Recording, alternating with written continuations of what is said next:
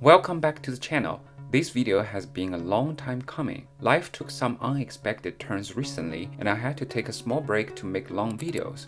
But today, it's time to complete the trilogy. We are diving back to the secret chemistry of Amanita muscaria, the world's most iconic, misunderstood toadstool. In our first two episodes, we broke down the primary actives, ibotenic acid and muscimol. We looked at the mechanisms and the literature on how to process these two chemical compounds for maximum yield. Your feedback has been incredible, and I'm grateful this series has helped so many in the community. Now, let's talk about the how and the why behind the prep.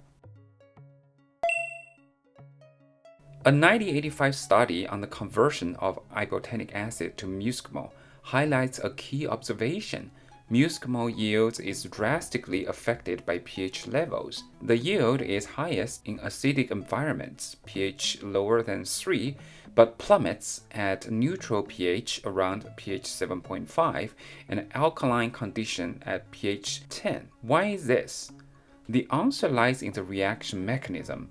As discussed in the first video, the carbon anion in the reaction needs to gain a proton.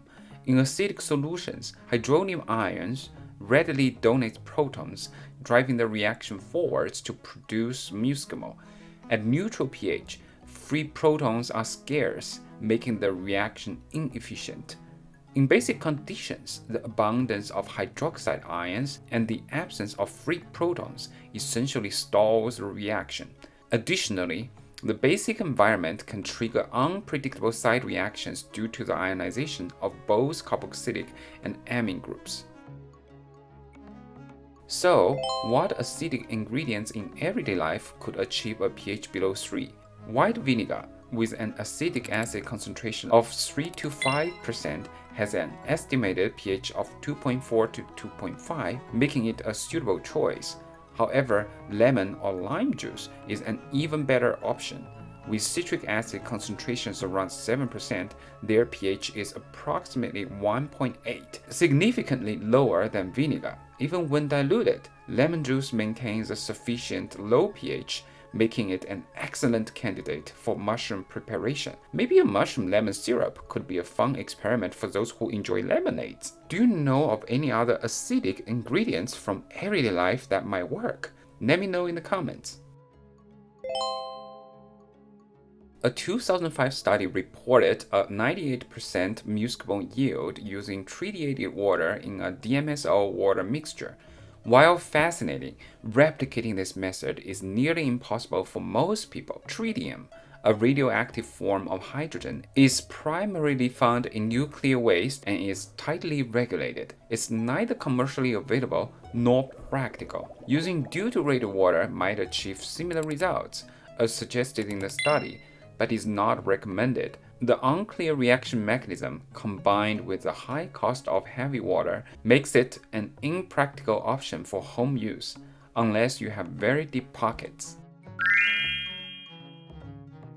Now, let's talk about my favorite approach, biofermentation. As a fan of yogurt and pickling, I was delighted when I came across a patent by Trent Austin suggesting a fermentation method for processing mushrooms. It's both clever and accessible, requiring just environmental control and patience. Fermented foods, like pickled mushrooms, are not common in China, but are quite popular in Europe. This method also answers the earlier questions about acidic resources. Lactic acid produced by lactobacillus bacteria during fermentation can lower the pH and aid in the reaction. Though the primary mechanism here is enzymatic, the presence of lactic acid helps facilitate the process. When I make fermented vegetables, I usually wait about 2 weeks for a rich flavor.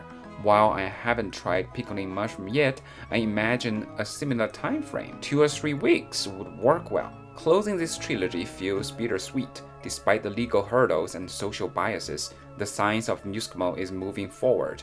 If you want a deep dive, check out the September 2024 review in ACS Chemical Neuroscience by Diego and Gonzalo.